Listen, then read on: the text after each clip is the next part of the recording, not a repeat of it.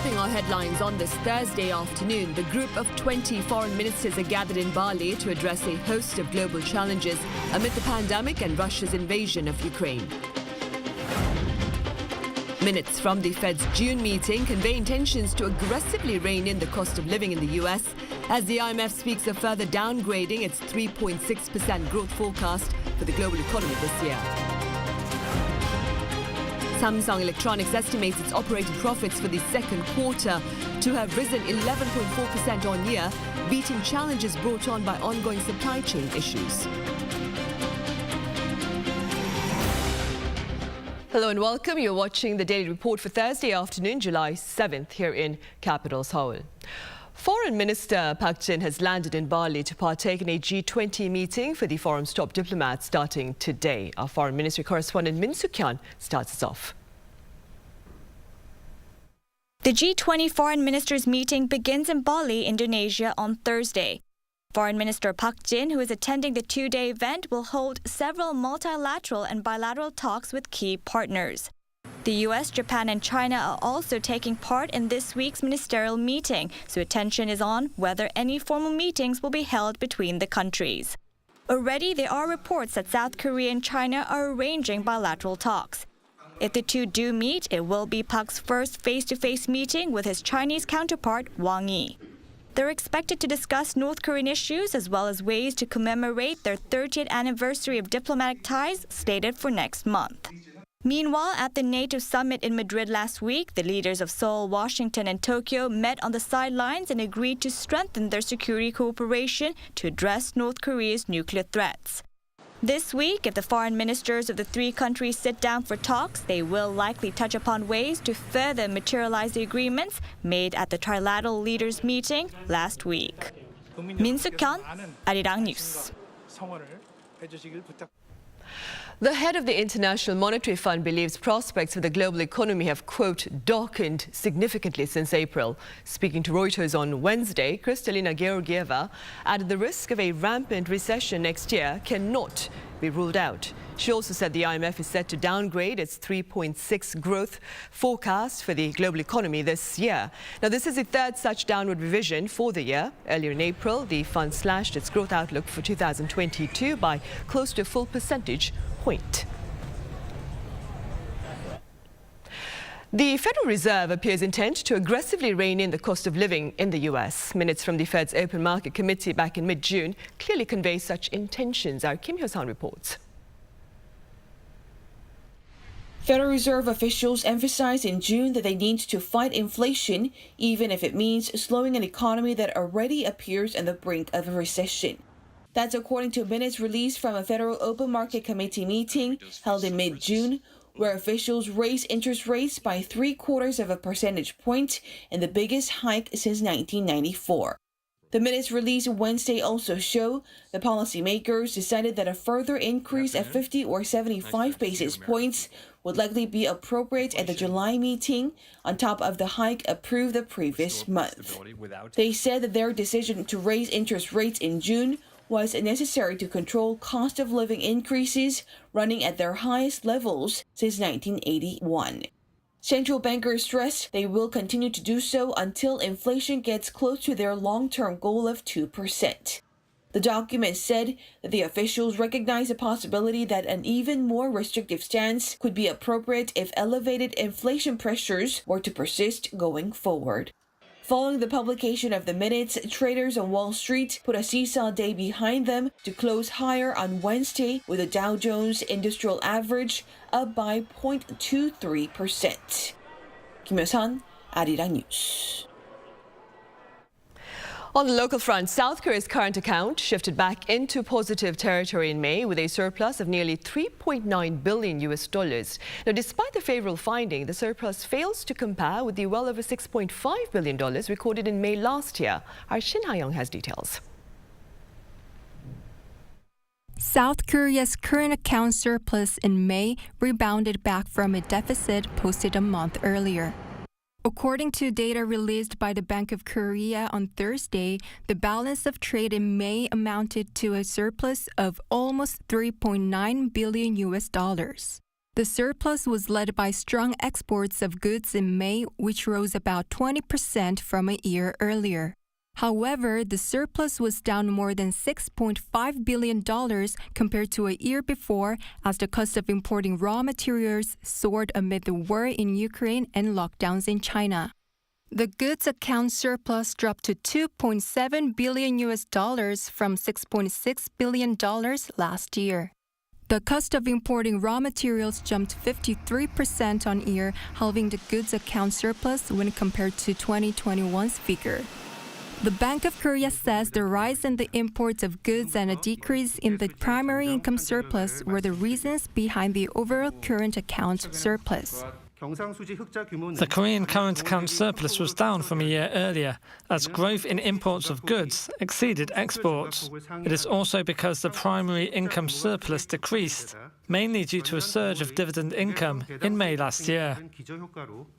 Meanwhile, services saw a deficit of $20 million for the first time since January, although the figure was up from a year earlier due to a large surplus in the transport account. 신하영, Arirang News. External factors are hindering the pace of South Korea's economic recovery, so said the Korea Development Institute Thursday. Now, Russia's war in Ukraine, as well as stringent monetary policies in major economies, are reportedly weighing heavily on the recovery momentum in the local manufacturing arena, while rampant inflation is looking to put a firm lid on consumer sentiment. Internally, however, the lifting of COVID-19 restrictions has led to a boost in the hospitality industry, including travel and lodging. Samsung Electronics believes its second quarter operating profits may have expanded by over 11% on year. Lee Dae-yeon has more on the estimated figures. That also includes record sales. Despite geopolitical issues and ongoing inflation, Samsung Electronics has logged an all-time high for second quarter sales.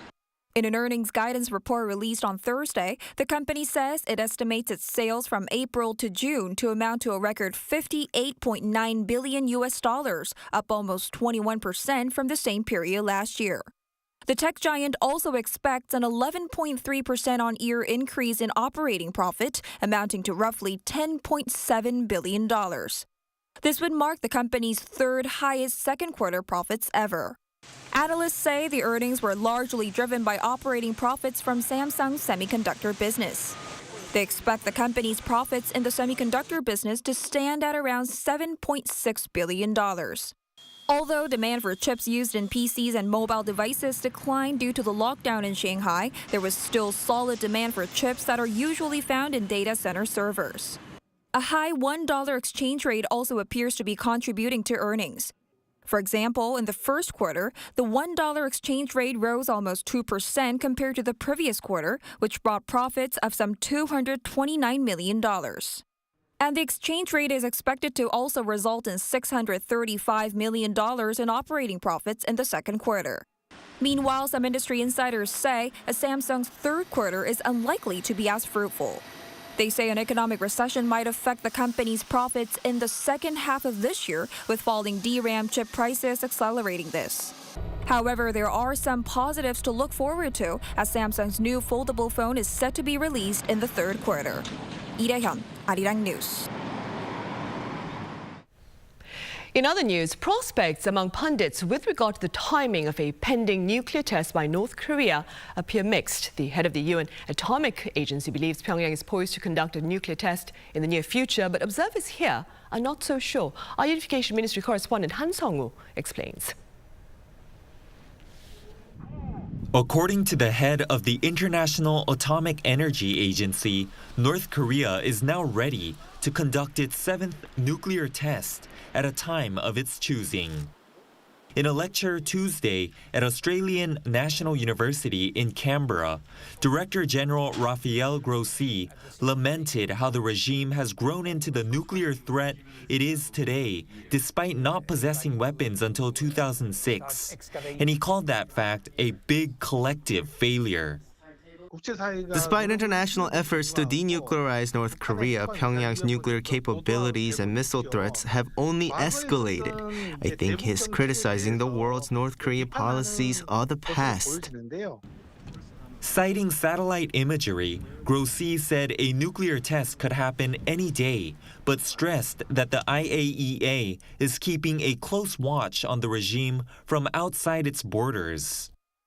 South Korean analysts, however, don't predict a nuclear test until Pyongyang has a better idea of what it stands to gain and lose from it. Even if the North waits until the monsoon's over, will it be able to conduct a test in September or October? Well, Pyongyang will have to consider how China will respond. China is getting ready to hold its National Congress in November, a massive event extremely important to Xi Jinping. So it won't be easy for North Korea, a neighboring country, to do it then. North Korea doesn't have much to gain from a nuclear test in the current circumstances. Due to the North's recent missile provocations, the United States has reinforced its military presence around the Korean peninsula. South Korea, the US, and Japan are strengthening their trilateral relations as well. Taking into account the fact, as Director General Grossi noted, that the IAEA's not been in North Korea for the last 13 years, both experts say there's not much the IAEA or other international organizations can do. Still, Director Hong Min of the North Korea Research Division at the Korea Institute for National Unification says future denuclearization strategies need to give assurances of mutual security to both North Korea and the international community. Han Sung-woo, Arirang News. And that brings us to the end of the first half of our program. In the second half, we address the rebound in COVID-19 infections. Stay with us.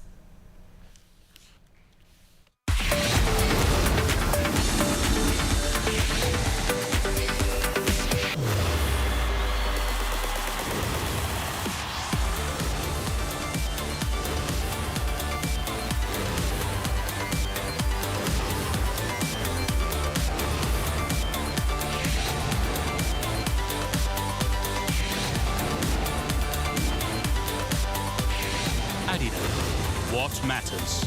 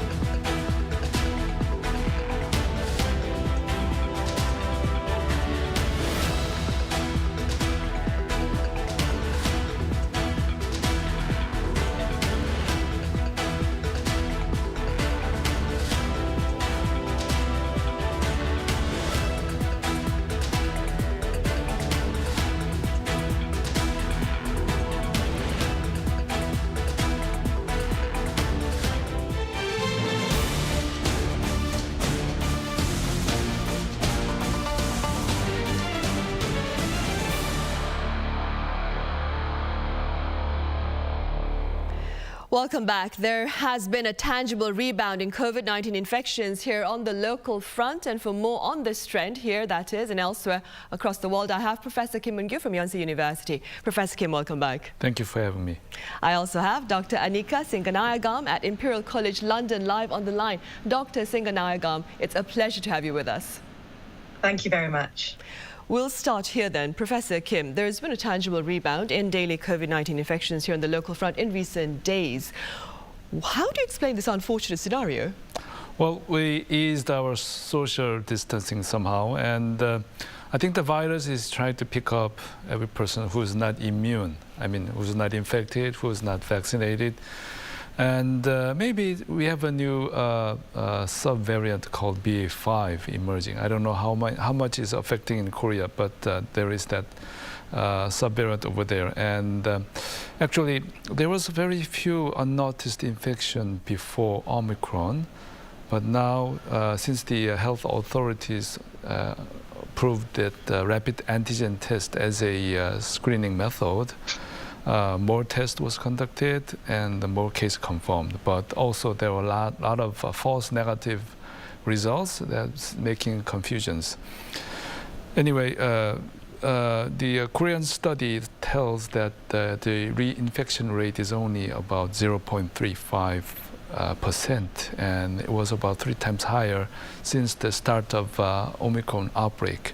If I compare with Italian study, they say about 6.7% of reinfection. So I think Korea is doing very well. And I would like to mention about Denmark, because we have a lot of similarities with Korea. We are in the same situation like Peninsular, and we did very well with previous mutations. But we had a huge spike because of Omicron, and I think we are about 1.5 months ahead. They are about 1.5 months ahead of Korea, so they are already showing a mild increase. I think Korea will follow that pattern for some time. Right, I see. And Dr. Singanayagam, I understand the UK is also witnessing a resurgence. What can you tell us about the rebound there and the reasons behind it? So that's correct. In the UK, we are seeing increases in case numbers. And it seems like most of these infections are with the BA.5 Omicron subvariant. So we're seeing that is spreading widely. It's causing a new wave of infections here in the UK. The BA.5 is very contagious. It can evade immunity. So we're seeing infections and even reinfections occurring in those people who may even have been infected with Omicron and with an earlier subvariant. Also, we're seeing some infections there. Also, it's in the UK, it's summer here. We have almost no COVID restrictions. We have large events happening. And so there's a lot of potential for the infection to spread. Right, I see. Professor Kim, here in South Korea, the recent uptick in cases has fortunately not led to an uptick in critical cases nor fatality rates, as of now, that is. Do you expect a shift in this reality should caseloads continue to climb? The case will increase, but as the antibody positivity rate in Korea is about 95%, that is a good news. And Korea has one of the highest vaccination rate in the world. So as vaccine can prevent hospitalization and mortality, even though we are experiencing this increase in number, mild surge, but I don't think the case fatality might rise. If only the people who are not vaccinated or people who have underlying conditions take a good care of themselves. Right. Dr. Singanayagam, I understand in the UK, COVID-19 related hospitalizations have jumped in recent times. Do tell us more about this surge. And the mask mandate, I understand, has been imposed by some hospitals there to cope with this particular challenge. Yes, that's correct. So the data here in the UK does show increases in hospital admissions with COVID. We also try to monitor critical care admissions and deaths.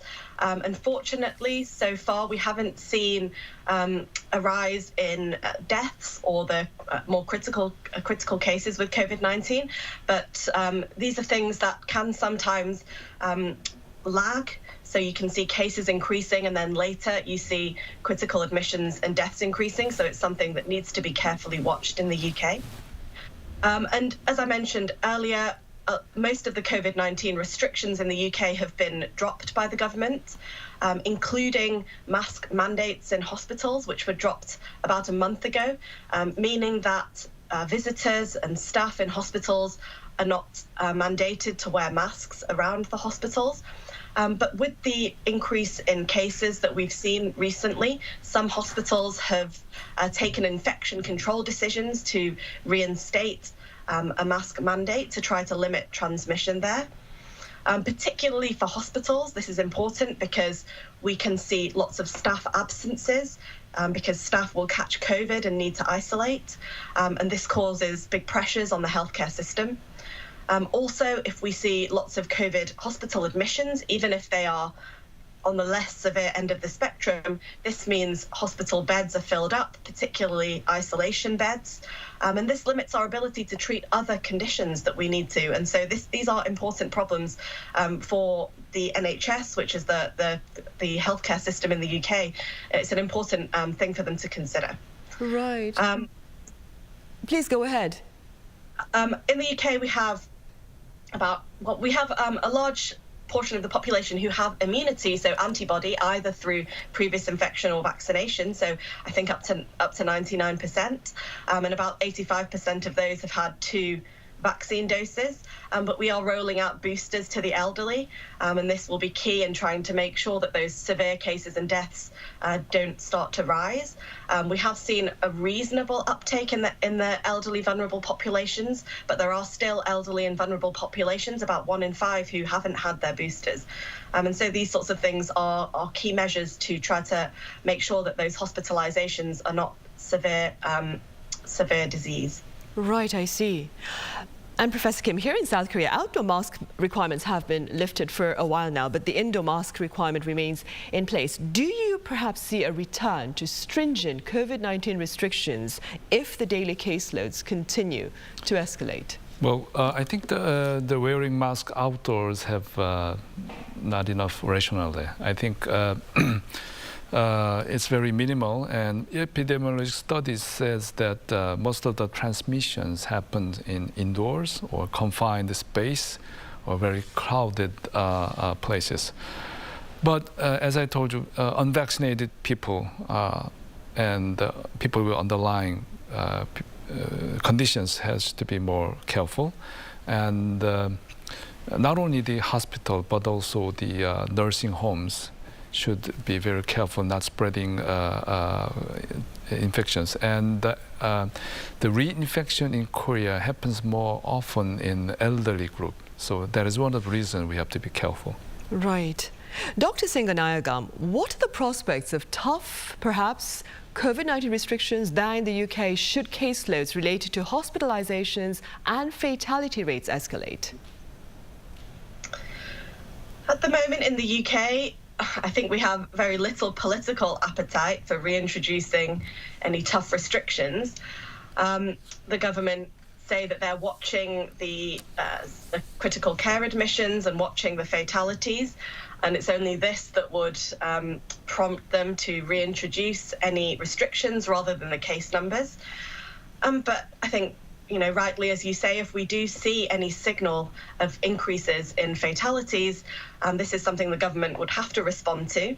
But likely, because there is a lot of concern about the economic impact of COVID-19 restrictions, I imagine that they would start with those restrictions that have less economic impact and probably escalate depending on how the response goes. Right, which would also be the case here in South Korea then. Professor Kim, the Yoon administration has spoken of boosting the number of one-stop COVID-19 medical centers for testing and treating from the current 6,800, I believe, to about 10,000 nationwide. Is this adequate? I think it's enough, and actually we are entering a new phase of a pandemic, and most of the people either vaccinated or infected with Omicron. It's something different from other countries because they might have a lot of variant exposed, but Korea is almost infected with Omicron, and if severe cases do not rise and until we don't have a new variant emerging, I think this will be enough. But still, we need a mass scale of survey for antibody test because we had a very small study. And we need molecular studies for new emerging subvariants. And still, we have to be vigilant for new variant emerging. And lastly, we need a prospective study for long COVID. Right, which is still ongoing, I believe, by the government then. Yes. Dr. Singanayagam, London this past Saturday hosted the Pride Parade, which marked its 50th anniversary, I believe. Now, what were some of the precautions, perhaps, for those participating in the parade amid the rebound, of course, in COVID-19 infections there? Well, the UK policy here is still one of living with COVID.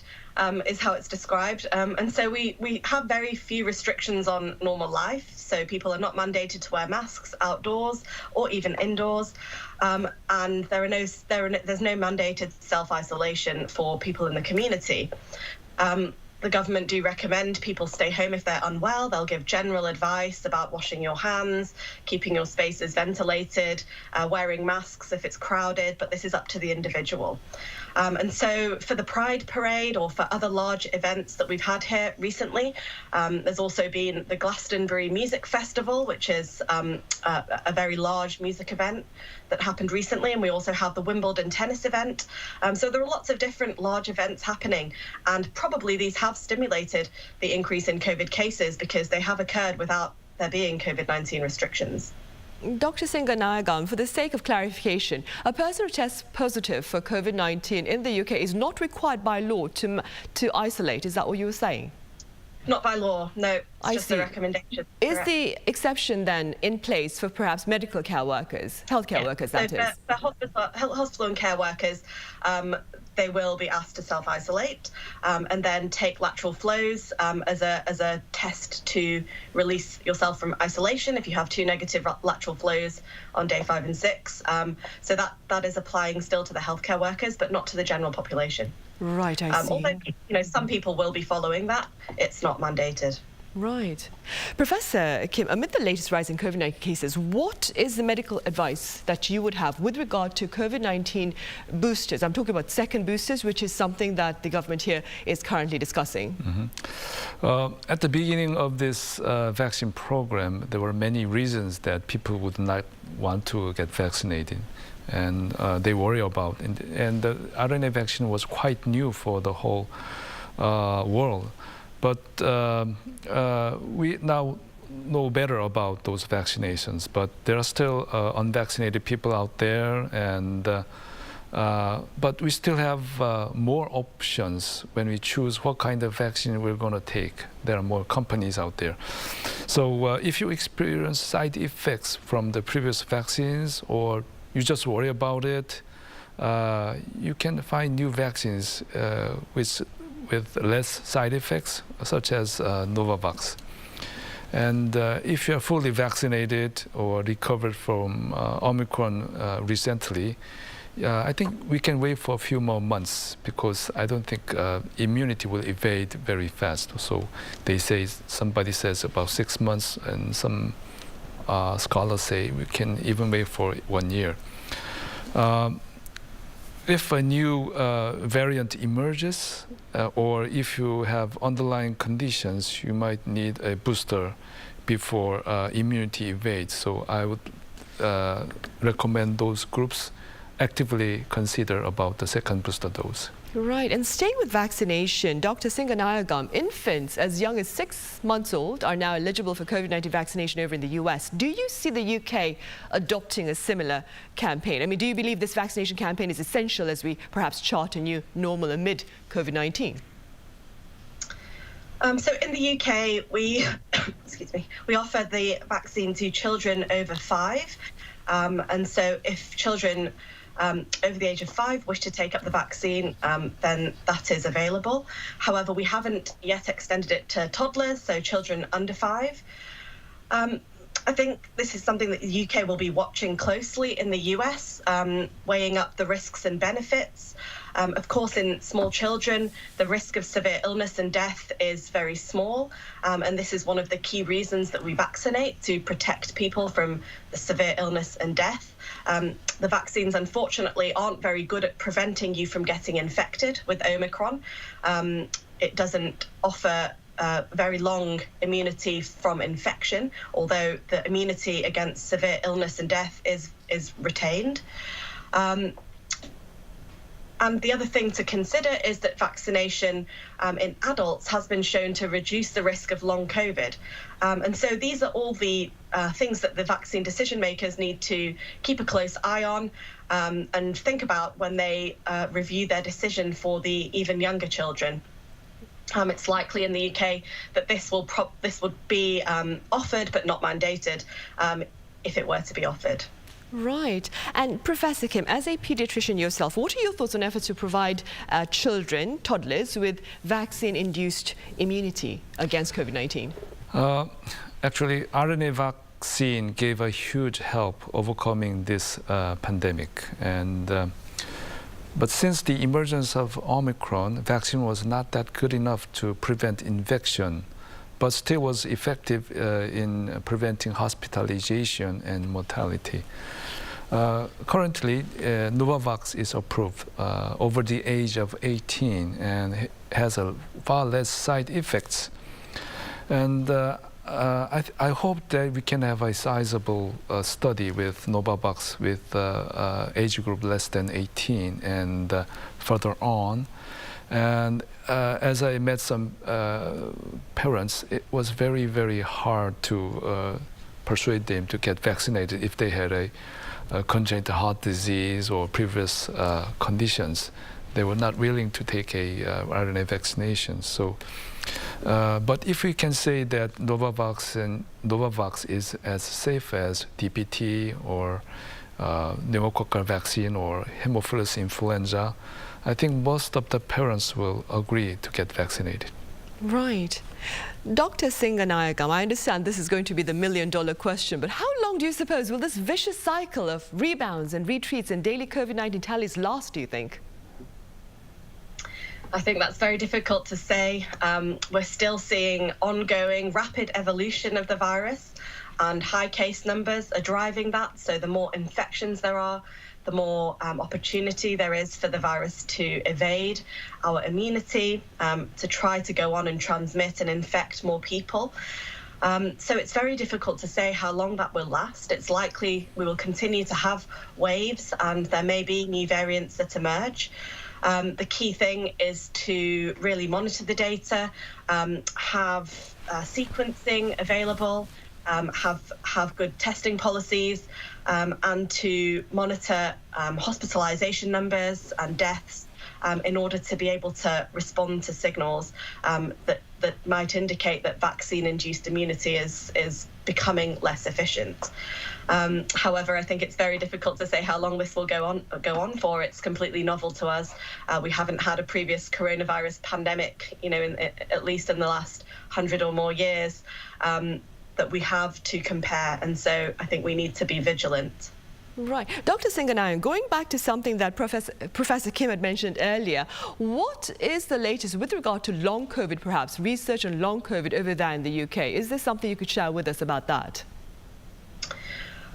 So there is some new data that shows that vaccination is effective at reducing your chance of getting long COVID.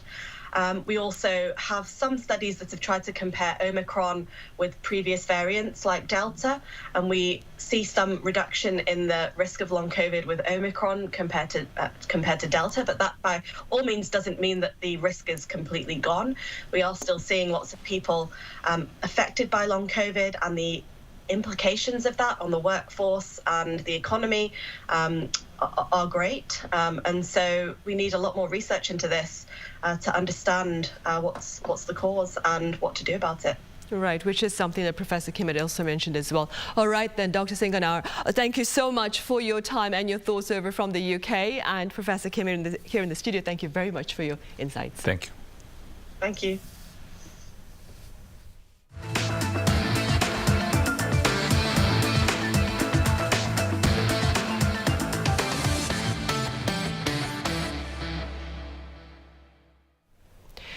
Jun Ho, the Korean-American mathematician who was awarded the 2022 Fields Medal, the highest honor in the discipline, took time online to speak with members of the press here in South Korea from Helsinki. Our Shin Se-byuk has more on his remarks. For the first time in history, a mathematician of Korean descent has received the prestigious Fields Medal. After being born in the U.S., growing up and studying in Korea, 39-year-old Jun Ho was named as one of the 4 recipients of the 2022 Fields Medal that is often called the Nobel Prize in Mathematics. The award goes to mathematicians under the age of 40 who have made significant contributions to the field. Ho was honored for his studies in the field of combinatorial algebraic geometry and successfully proving Rota's conjecture and Rie's conjecture. His work relates to an area of math that figures out the number of ways things can be shuffled and can be applied in many areas, including semiconductor design and machine learning. A video conference was held in Seoul on Wednesday, where Ho detailed the story of his life leading up to receiving the Fields Award. I only spend 4 hours a day doing research. The rest, I spend time with my family taking care of my kids, doing household chores. That's how I refresh myself. And then the next day, the same again.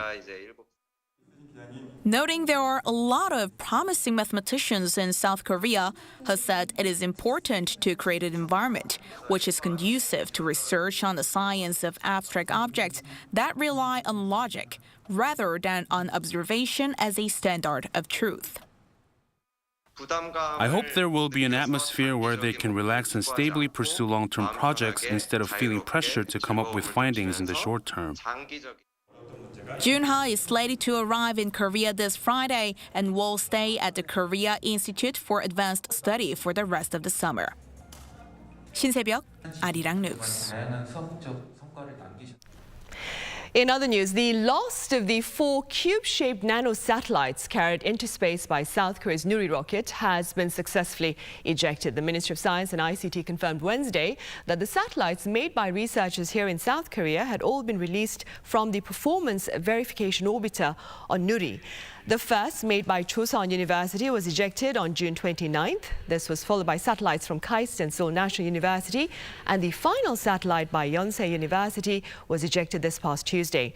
Now, 2 of the 4 have been engaged in a two-way communication with the ground station. These 2 will undergo functional inspections before orbiting the Earth 4 to 5 times a day to collect information on South Korea's terrestrial surface and atmospheric environment.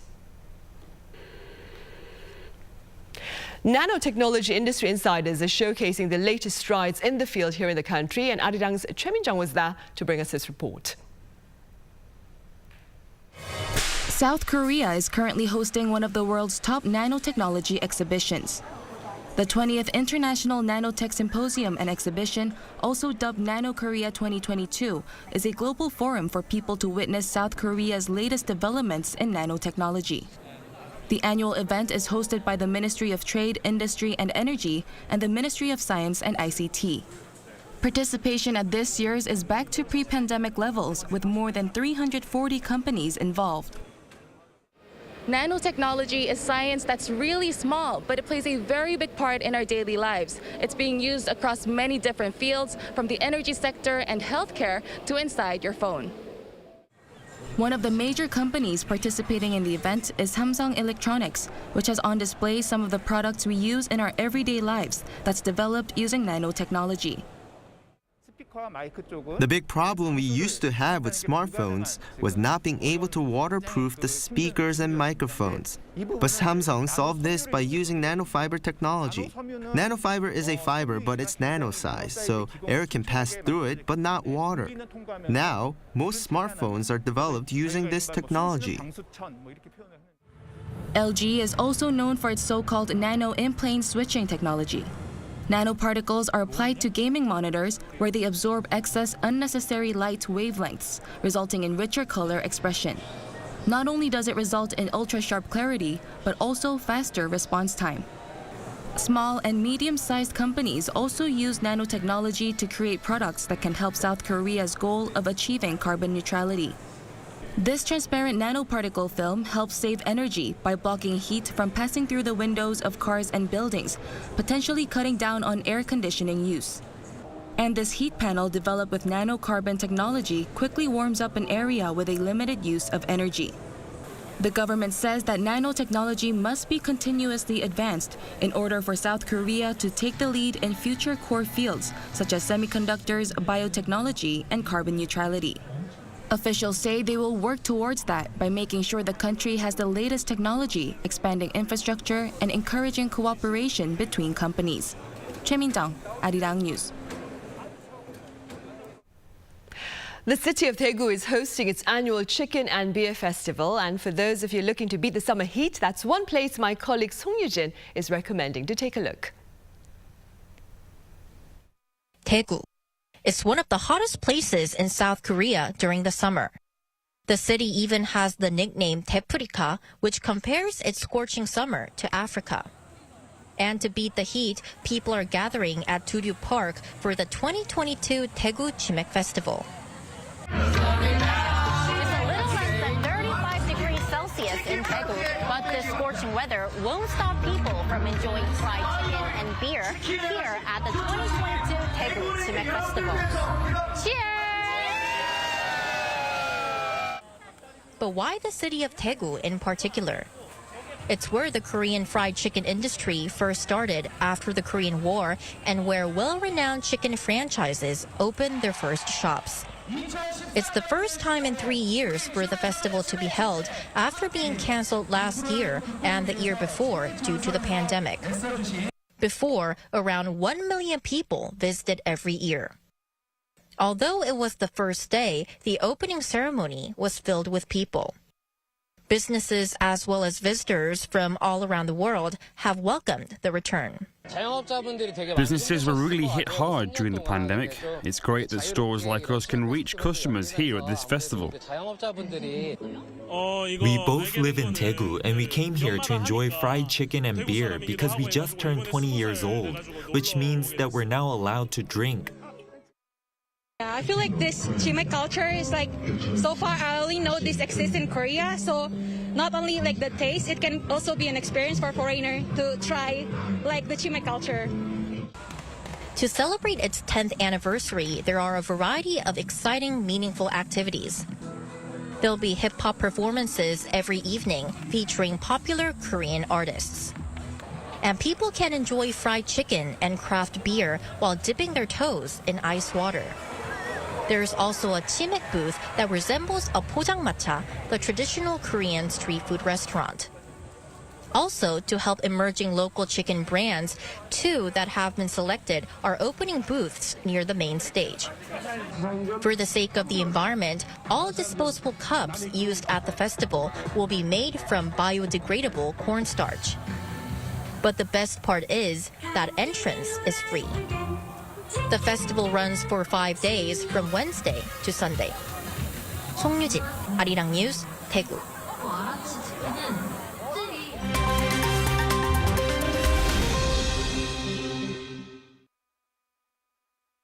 Let's take a look at what's going on in the world now.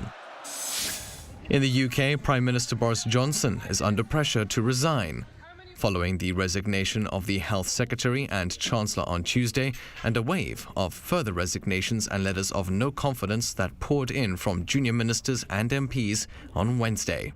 More than 40 ministers and aides have quit since Tuesday, and even some of the PM's closest allies, such as Home Secretary Priti Patel, have reportedly urged him to resign. But the Prime Minister has refused to step down. Citing the Ukraine war and economic pressures, Johnson has said his departure would be irresponsible.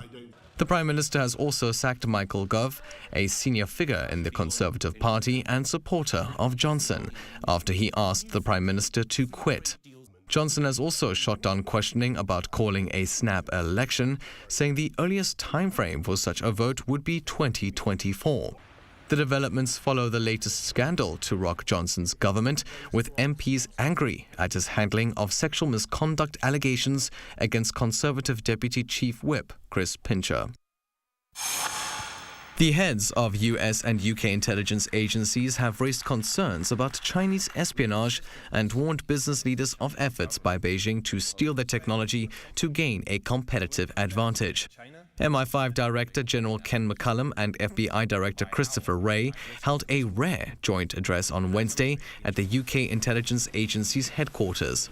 They said Beijing is conducting a large-scale economic and political offensive that takes billions of dollars worth of advanced technology and attempts to influence elections. The head of MI5 said investigations into Chinese commercial espionage has increased sevenfold since 2018 and looks set to grow further. And the FBI director criticized Beijing's efforts to silence dissent abroad. The 13th UEFA Women's European Championship kicked off Wednesday with a sold-out opening match between hosts England and Austria.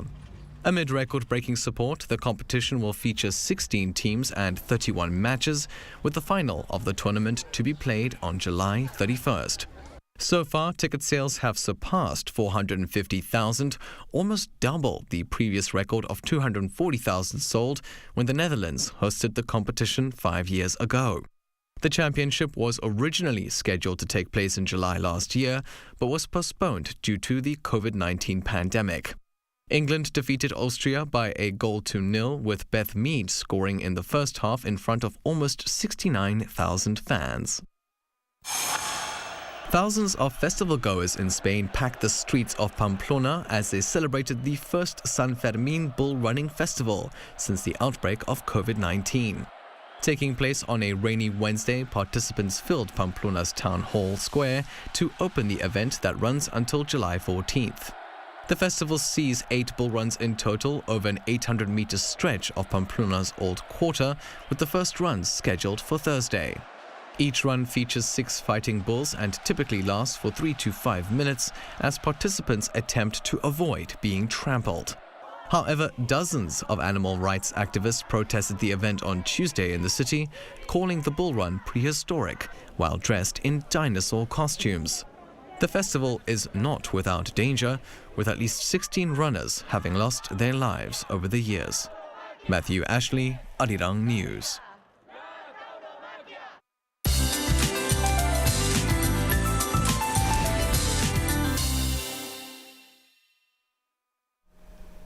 Good Thursday afternoon. It's what we call Sosa today, the true beginning of summer. Another sweltering day and tropical night are ahead of us, so stay cool and hydrated and keep your umbrella or raincoat handy. The rain had been concentrated in central parts, but now it's expanding nationwide. So the northwest will see up to 150 millimeters, and there's a chance of torrential downpours with 50 millimeters of rain falling per hour. So if you live in low-lying areas, be extra careful and monitor rising water levels for your safety. While central regions are battling heavy rain, southern parts are dealing with scorching weather. That's Seoul reaching 30 degrees and Gyeongju 35 degrees with relatively less rainfall. And heat alerts are still in place, so don't let your guard down yet. And we'll take a brief break from the rain this weekend as the rain system peters out. Instead, oppressive heat is expected to affect the country. And the monsoon will kick in again early next week, which will last for a longer period this time. Now, let's take a look at the worldwide weather conditions.